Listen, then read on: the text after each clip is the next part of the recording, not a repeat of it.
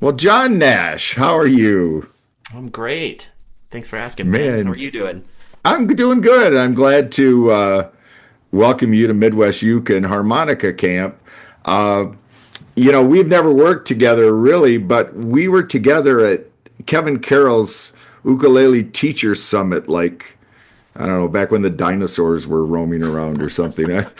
I don't even know what it was, but it was a Yeah. long time ago. Yeah, that was definitely pre-COVID. I Oh, remember, definitely. Yeah. yeah, I remember getting excited about that event. There's not a ton of, there's not a lot out there for people like you and me who specialize in education with ukulele. And it's Right. just like when you find those events, like Yeah, and it's a that was change. pretty cool. It was a cool Yeah, event. no, There's a it was lot it going was on down in Austin there. So, yeah, it was really fun. but yeah, so you're going to be at Midwest Youth Camp, and I know you've been mainly teaching online because you've had a couple young ones, Hmm. and That's they're right. off to school now, so it gives you a little more freedom, right? That's right. That's right. My life That's is good. opening up just a little bit. That's good. Well, that's great. I'm glad they're going to school and getting older so you can come visit us in Ohio.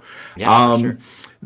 you run a online teaching, I'll call it an academy for lack of a better word, Mhm. called Ukulele Inspired. That's right. That's right. Yeah, Yeah, can you it's tell us a little bit about that? for sure. Yeah, it's kind of the name of my company, Ukulele Inspired, and I've been teaching professionally for probably since like 2013 or 2014. So it's a really long Okay. time. And I remember first teaching in person and, the possibility of teaching online wasn't really available in the same kind of way, and so Right. uh yeah, and teaching in person, that's always been my business name, but ever since COVID, I've made pivoted over to online teaching and have only strictly been doing that. So live classes, private lessons, and trying to create video content as much as I can. Trying to push a little bit into a broader audience. And my big thing is just you know trying to share as much as I can about this instrument that we're all so passionate about, and yeah, and just trying to reach as many people as I can. But I think we Yeah, were just talking before the interview today. It's just like I miss teaching in person, so I'm really excited about absolutely. making a little bit of a connection with your community, with the community out there, and just being able to, because you can't replace that. You can't replace making Yeah, music in a room together. absolutely. Absolutely. And well, and that's like, I mean, as far as teaching, yeah, there's nothing like teaching in person. Obviously, we Yeah. all have taught online, we still teach online. Hmm. But there is something special about that energy you get with other people around you and other players, and the questions you get, Yeah. and the little things that you can see and hear that you can't hear on Zoom It's necessarily. totally true. It's totally true. Yeah, Yeah. It's such a it's great, a it's whole such a great different. learning, and yeah, it's such a great learning environment. I think that there's a little bit of a palpable energy that you just can't replicate via Yeah, Zoom. Via Zoom, Zoom, it has its benefits as a learning environment, but definitely in person, there's something about being close to a person, being able to kind of feel their energy, and then also be able to hear a lot in a to lot hear. better. Well, and Yeah, everybody feeds off each other in the class, I for think, and sure. it brings the whole energy level up, not individually, not just individually, but as a group. Yeah, I agree completely. Yeah. Yeah, cool. Well, so I mean, when you said you got started with ukulele in 2008 or so? Oh man, yeah, that I moved out to Hawaii from Seattle where I was living. I moved out to Hawaii in about 2008, 2009. I can't remember exactly. But yeah, I had been playing music for most of my life at that time, and I remember just I want to say it was the very first weekend I was in Hawaii. Just got invited to like a barbecue and everybody's kind Yeah, of hanging out, and I remember that was the first time I got exposed to ukulele, and I was just so impressed. I was so impressed with just that kind of community vibe, kind of kapila, kind of jam vibe. And I remember right. somebody just handing the instrument to me. I have experience with guitar and bass, and I just remembered like, whoa, what's this? And then Yeah, they right, showed me right, a couple right. chords, Oh, and I was wait, like, oh, that's a D chord now, not a yeah, G chord, right? exactly. I did a little bit of translating immediately, but I just was so impressed with how easy it was, like passing it around, and I Yeah, remember yeah, yeah. getting one almost immediately after that. So yeah, it was a couple years after that I started teaching music full time, and I remember I was offering, bass lessons and guitar lessons, and I just sort of made the pivot. I was like, well, Yeah, everybody kind of wants to learn this instrument, and it's sort of my absolutely. favorite right now, so I was dumping a lot of energy and time into, getting proficient on the instrument, but also I just started to realize what a great vehicle it was for music education. We had been talking about some of the classes, the workshops you're going to teach. Here again, Midwest Youth Camp is pretty workshop intensive. We have a total of up to 48 workshops over the weekend Wow. that people can choose from. Yeah. And, the festival itself, we have performances and that, of course, which is fun, and open mics and everything. But I really like to focus on the musical education part of it. Yeah. So, we had talked a little bit about your workshops, and maybe you can give us a brief description about them. The understanding the fretboard. Yeah, understanding the fretboard. For me, I really try to think about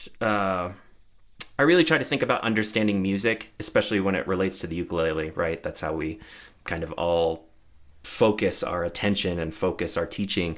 I really like to think about it as very divided in terms of right and left hand. Right, a lot of people think I'm going to learn the strum pattern and I'm going to learn the chords, and that's all one thing together, and I'm going to learn to sing. But really, music is divided into three kind of important pillars, or three important elements: rhythm, harmony, and melody. And so if you can kind of separate those things in your mind, you understand this as a teacher, right? It's all about delivering digestible amounts of information, right? And so separating your left hand technique is really important, because I don't think that a lot of people understand that there's, something beyond those first few chord shapes, the first few frets that you are exposed to, but really you've got like 15, 18, 20 effective frets that you can use. And so this workshop is really just trying to understand what harmony is in music, and how that sort of translates onto the fretboard. So what this workshop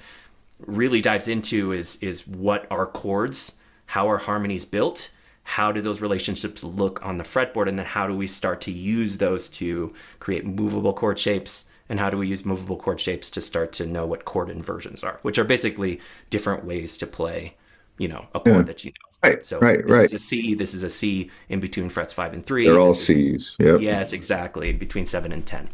And so yeah, that workshop to me is like, it's paramount, it's foundational, but a lot of times people really just cycle through only, the 3 or 4 chords that they know really well, or maybe it expands to 8 or 12. And so really what we're trying to do is like figure out how chords are mapped, and then once you understand that those are really just shapes and they relate to each other, then that expands your vocabulary. Sure. Well, and the other part of that too, as you were saying, separating them, is you're rooted in rhythm class, where you're more on the rhythm, which is probably the most important part of music, and Yeah, yeah. and to be able to, I think the hardest thing I hear as a teacher is like, what strum pattern do I play? Exactly. That's the And most common for question, for isn't me, it? I'm like, well, just listen to the song. You can kind of get the groove. But that's not, we're used to it because we played music forever, but That's right. it's not something that always comes naturally. That's right. Yeah. I mean, there are so many YouTube videos where they'll spend 50, 60% of time teaching you 4 chord shapes that you probably already know. And then they're like, and here's the strum pattern. Here's the rhythm, right? How Power do we blackout. follow Wait a it? minute. Oh, power I would, blackout. He's on there we backup. go. There's the This is lighting. on this automatic light, and I always forget to reset it Yeah, before we yeah, no start. worries, no worries. Yeah, and so so much emphasis is usually placed on chord shapes, because I think Sure. it's natural the way we learn them. You can see a picture of it. You're like, oh, I put my hands like this, and a lot of times rhythm feels a little more ethereal. It feels a little more Right, right, hard to right, right. capture, right? And Right, right. I think I've been teaching for so long now. In the last 4 or 5 years, I've really started to pivot towards the line that you just said, which is like, you have to hear it. But a lot of times, if that's not a natural kind of thing for people, if they haven't been exposed to music, a lot of times what they need is a framework. And so what this Absolutely. workshop really dives Absolutely. into is understanding how rhythm is structured, right? Dividing a measure into predictable kind of units of time, and then what you can do or what you should do in each of those moments of time. Because that's what rhythm is, right? It's patterns, it's sounds happening at a certain place in time for a certain duration. And once you understand that, that's what you're trying to attempt, then really it's really just about trying to create predictable movement, right? Moving your hand in a consistent pace, touching the strings when you want to hear sound, right? And again, that's the foundational understanding of what rhythm is. I really love when I've been working with students long enough that I can get to that place where it's just like, play what you hear, do what I do. Right. It takes a while before you it does. You, like you said, you kind of need that framework until you understand it. And I think that can be a hard thing to get across. And then along with those classes, we're also going to have your Art of Solo Ukulele. That's right. Which people are always interested in learning a little bit more what to do beyond even the chords and the chord inversions. And then the learning repertoire, which will... What exactly do you mean by that, as far as learning more types of songs? Or well, what I've noticed is that learning how to learn is one of the most important kind of skills that we can pass off as educators, right? And so this class is really teaching people what the fundamental elements are with learning repertoire, right? So a lot of people don't even realize that like a chord progression is repeated, maybe the entire time through a song. A lot of times people don't realize that the strum pattern you play through the whole song. And those two elements are the most important things to learn, right? And so this is really just kind of diving into how to learn a song. And then after we've got those basic fundamentals, a lot of the things that people mostly struggle with, which is like, now we can sort of play the strum pattern. Now we can sort of play the chords. We're moving, but as soon as I sing, everything kind of like starts to fall out of place. Yeah. Right? And so, that'll be really helpful. Yeah. Yeah. I think a lot of people get caught up. You got to like kind of dissect the song a little bit. Exactly. Here's the way the verse goes. Here's the way the chorus goes. Oh, there's a bridge here. Mm-hmm. This has a little different strum pattern. We need to have a little bit more oomph when we hit the chorus, the dynamics and all those kind of things. Totally. Yeah. So this is just a fundamentals class teaching what learning repertoire, kind of like basic strategies, and then also, addressing a lot of the pitfalls, like learning how to sing and play, and learning how to really kind of like get what we're looking for, which is muscle memory in all of our kind of moving parts, our hands, and then learning how to kind of juggle all three of those elements at the same time. Yeah. Rhythm, harmony, and melody. Oh, that sounds awesome. I think I want to take all these classes. There you go. I'm sure. Any last? Yeah, I have nothing else to do there. So is there anything else you want to say to everybody, or?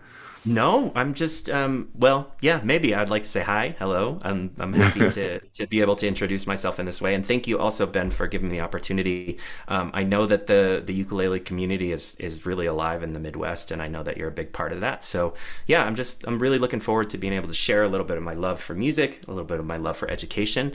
And yeah, I'm just looking forward to meeting you all. So it's going to be great. It's going to be great. Well, welcome to Midwest Uke and Harmonica Camp. It's July 10th through 12th in Toledo, Ohio, at the University of Toledo. And you can find more about it at midwestucamp.com. And you might learn to play harmonica while you're there too. Who knows? Yeah. So, well, great. Well, we look forward to seeing you in a few months. Awesome. Thanks, Ben. Take care. Thanks, John.